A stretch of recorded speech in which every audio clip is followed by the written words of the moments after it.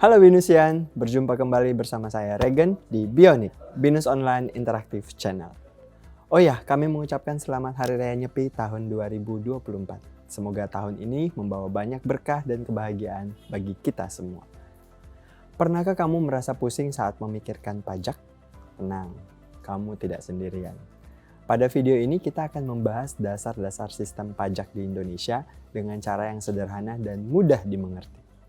Sebelum kita bahas, yuk kita simak video berikut ini. Oke guys, itu dia spill produk hari ini. Thanks for watching.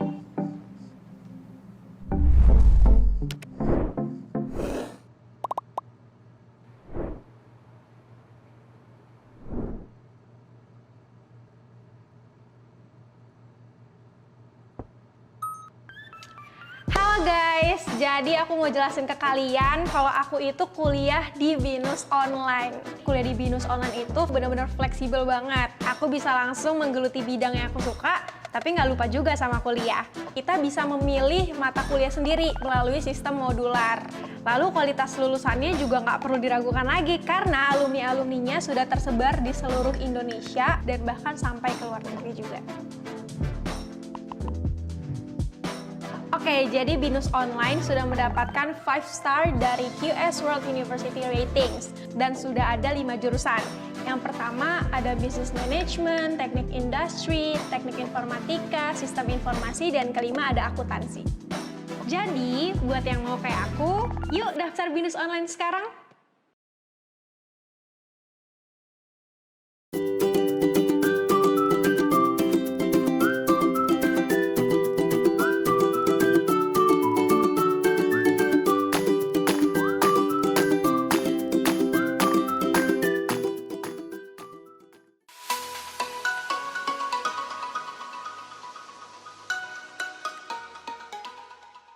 Halo rekan-rekan, apa kabar? Semoga selalu dalam keadaan sehat. Perkenalkan saya Rosariandoko Wijanarko. Pada materi tax session ini, kita akan membahas sesi mengenai tax prosedur atau tata cara perpajakan. Sesi ini akan mencakup hak dan kewajiban wajib pajak, NPWP dan PKP, yang terakhir SKP dan STP. Hak-hak daripada wajib pajak ialah pertama, mengajukan keberatan dan banding. Jadi di sini apabila wajib pajak diperiksa oleh pihak Fiskus dan wajib pajak tidak terima atas hasil pemeriksaan yang diterbitkan, maka wajib pajak berhak untuk mengajukan proses keberatan di kantor wilayah atau Kanwil DJP. Dan apabila masih tidak terima dengan hasil keputusan keberatan tersebut, maka wajib pajak berhak untuk mengajukan banding ke pengadilan pajak. Tentunya dengan mengikuti sejumlah prosedur yang telah ditetapkan. Yang kedua, memperpanjang waktu penyampaian SPT. Misalnya, dalam pelaporan SPT Badan, laporan audit wajib pajak belum selesai diaudit oleh pihak KAP. Maka, wajib pajak berhak untuk mengajukan permohonan perpanjangan waktu penyampaian SPT badan tersebut. Tentunya dengan mengikuti prosedur yang telah ditetapkan. Yang ketiga, membetulkan SPT. Jadi apabila wajib pajak melakukan kesalahan dalam pengisian SPT, seperti salah perhitungan dan lain sebagainya, wajib pajak berhak untuk melakukan pembetulan SPT. Yang keempat, mengajukan permohonan pengembalian kelebihan pembayaran pajak. Jadi, apabila dalam mengisi SPT wajib pajak mengalami kelebihan pembayaran, maka wajib pajak berhak untuk meminta tax refund atau restitusi pajak. Tentunya dengan syarat dan ketentuan yang berlaku.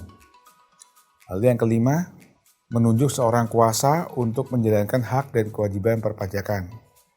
Misalnya, dalam penandatanganan SPT ataupun menghadiri panggilan pemeriksaan pajak, wajib pajak berhak menunjuk orang yang berkompeten seperti konsultan pajak untuk mewakili wajib pajak dalam memenuhi hak dan kewajiban perpajakannya. Sedangkan yang menjadi kewajiban dari wajib pajak ialah pertama, mendaftarkan diri dan melaporkan usahanya pada kantor Direktorat Jenderal Pajak setempat. Misalnya dalam membuka usaha, wajib pajak harus mendaftarkan dirinya serta melaporkan kegiatan usahanya ke kantor pajak setempat untuk memperoleh NPWP dan SKT. Dan yang kedua, mengisi SPT dengan benar, lengkap, dan jelas dalam bahasa Indonesia dengan satuan mata uang rupiah. Nah, SPT yang dilaporkan harus benar dan lengkap, menggunakan formulir yang telah ditentukan. Ketiga, membayar pajak terutang sesuai peraturan perpajakan. Di sini apabila terjadi kesalahan dalam penghitungan pajak yang terutang, maka harus membuat SPT pembetulan. Yang keempat, menyelenggarakan pembukuan atau pencatatan. Di sini wajib pajak orang pribadi yang menjalankan kegiatan usaha dan wajib pajak badan harus menyelenggarakan pembukuan ataupun pencatatan untuk kemudian disusun menjadi laporan keuangan dan diserahkan sebagai lampiran dalam SPT tahunan PPH. Yang kelima, apabila sedang menghadapi pemeriksaan pajak oleh pihak Fiskus, maka wajib pajak wajib untuk memperlihatkan buku, catatan, dan dokumen yang menjadi dasar dari laporan keuangannya. Wajib pajak juga harus memberi kesempatan kepada pihak Fiskus untuk memasuki tempat atau ruang atau unit bisnis yang dianggap perlu terkait dengan pemeriksaan, serta wajib untuk memberikan keterangan lain yang dibutuhkan dalam proses pemeriksaan.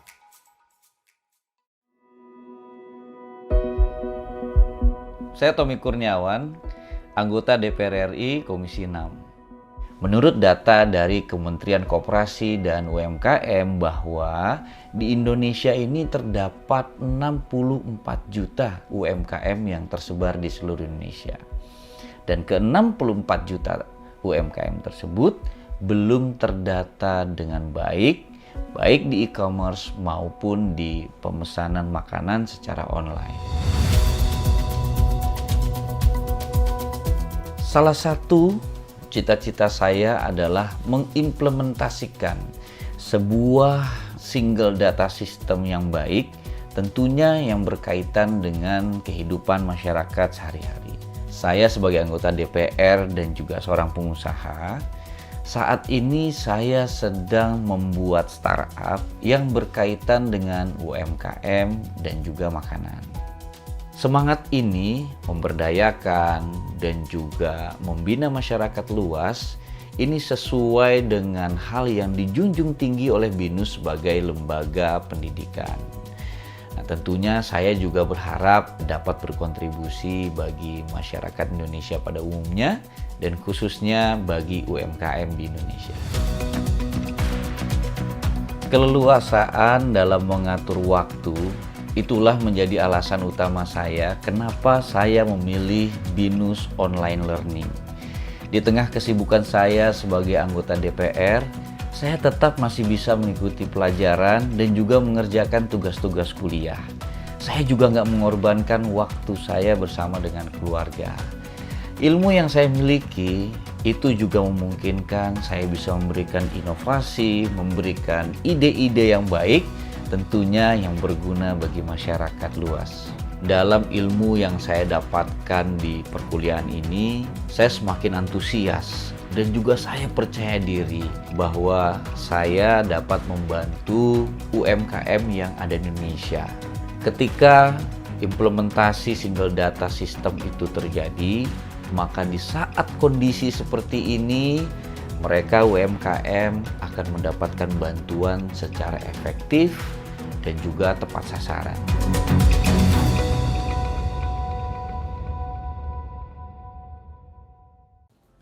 Nah, yang wajib bayar pajak itu siapa aja sih? Pada dasarnya, setiap orang pribadi atau badan usaha yang punya penghasilan di Indonesia wajib menjadi wajib pajak atau WP. Mendaftar sebagai WP itu sangat mudah. Kamu dapat melakukannya secara online melalui situs web Direktorat Jenderal Pajak atau DJP, atau juga bisa mengunjungi kantor pelayanan pajak atau KPP terdekat. Pembahasan topik dari dosen akuntansi BINUS Online yang satu ini sangat menarik mengenai tata cara perpajakan. Yuk kita simak videonya.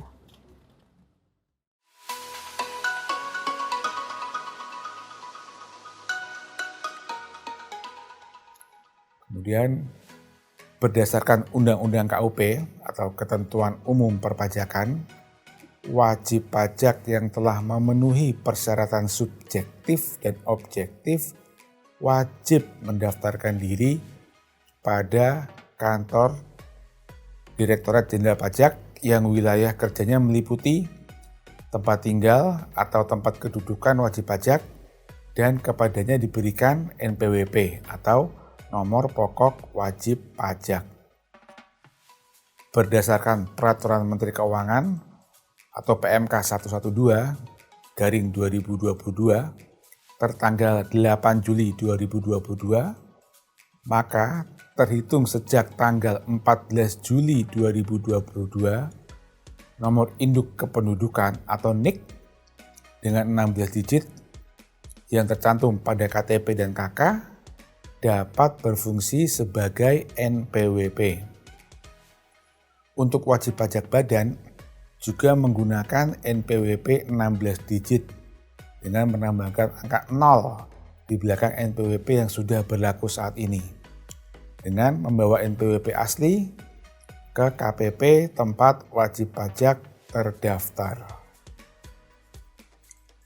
Pihak Fiskus dapat melakukan penghapusan NPWP yang dimiliki oleh wajib pajak apabila diajukan permohonan penghapusan NPWP oleh wajib pajak dan atau ahli warisnya apabila wajib pajak sudah tidak memenuhi persyaratan subjektif dan atau objektif. Wajib pajak badan dilikuidasi karena penghentian atau penggabungan usaha.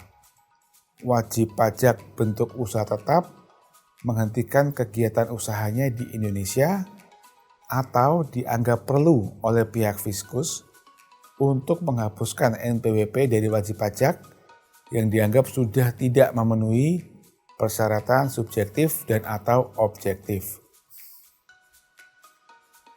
Kemudian ada lagi PKP atau pengusaha kena pajak, yaitu adalah pengusaha yang melakukan penyerahan barang kena pajak dan atau jasa kena pajak yang dikenai pajak berdasarkan Undang-Undang Pajak Pertambahan Nilai atau PPN. Adapun nomor pengukuhan pengusaha kena pajak atau NPPKP memiliki fungsi sebagai untuk mengetahui identitas dari pengusaha kena pajak tersebut. Yang kedua, untuk pengawasan administratif perpajakan. Yang ketiga, untuk melaksanakan hak dan kewajiban di bidang PPN dan PPNBM.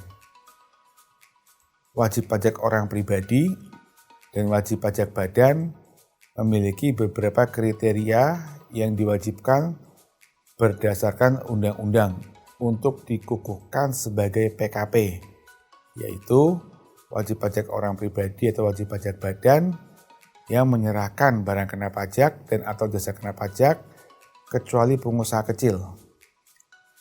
Pengusaha kecil sendiri memiliki kriteria sebagai pengusaha yang selama tahun buku jumlah omsetnya tidak lebih dari 4,8 miliar setahun. Akan tetapi pengusaha kecil sendiri dapat memilih untuk dikukuhkan sebagai PKP atas permintaannya sendiri. Yang kedua, pengusaha yang melakukan ekspor BKP atau barang kena pajak. Kemudian ada lagi yang dikenal dengan sebutan SKP atau Surat Ketetapan Pajak. SKP merupakan suatu ketetapan tertulis yang menimbulkan hak dan kewajiban pada tahun tertentu bagi wajib pajak yang nama dan NPWP-nya tercantum dalam surat tersebut. SKP terbagi menjadi 4 jenis, yakni sebagai berikut. Kemudian ada lagi dikenal dengan sebutan surat tagihan pajak atau STP, merupakan surat untuk melakukan tagihan pajak atas sanksi administrasi berupa bunga dan atau denda. STP dapat diterbitkan dalam hal pajak dalam tahun berjalan tidak atau kurang dibayar. Dari hasil penelitian terhadap kekurangan pembayaran pajak, terdapat salah hitung dan atau salah tulis. Wajib pajak dikenai sanksi administrasi berupa denda dan atau bunga. Pengusaha yang telah dikukuhkan sebagai PKP yang tidak membuat faktur pajak atau membuat faktur pajak tetapi tidak tepat waktu, kemudian pengusaha yang telah dikukuhkan sebagai PKP tidak mengisi faktur pajak dengan lengkap, serta PKP melaporkan faktur pajak tidak sesuai dengan masa penerbitan faktur pajak. Demikian yang dapat saya sampaikan di video ini. Semoga materi ini bermanfaat bagi rekan-rekan semua. Salam sehat selalu. Terima kasih.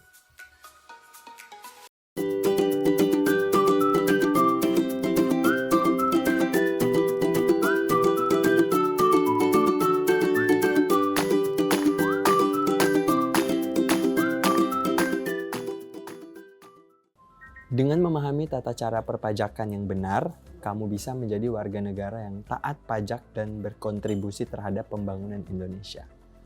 Ada info update apa saja ya di Beyond kali ini? Yuk kita simak videonya.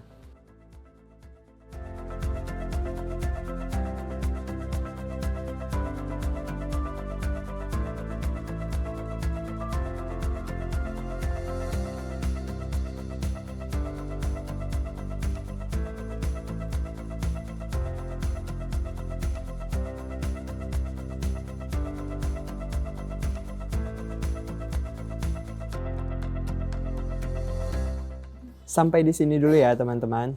Terima kasih kepada seluruh Binusian yang telah menyaksikan Bionik episode kali ini. Semoga program ini dapat memberikan inspirasi dan manfaat bagi Anda semua. Jangan lupa untuk kembali lagi minggu depan untuk episode baru dengan konten yang lebih menarik dan bermanfaat. Sampai jumpa.